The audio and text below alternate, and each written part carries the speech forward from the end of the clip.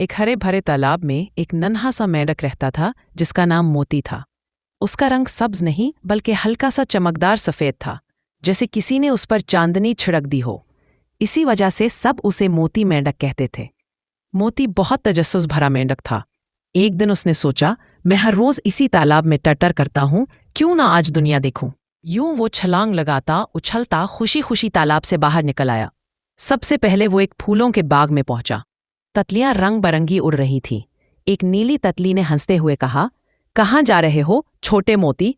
मोती बोला, दुनिया देखने, शायद कुछ नया सीखने। फिर वो एक नदी के किनारे पहुंचा। पानी तेज बह रहा था।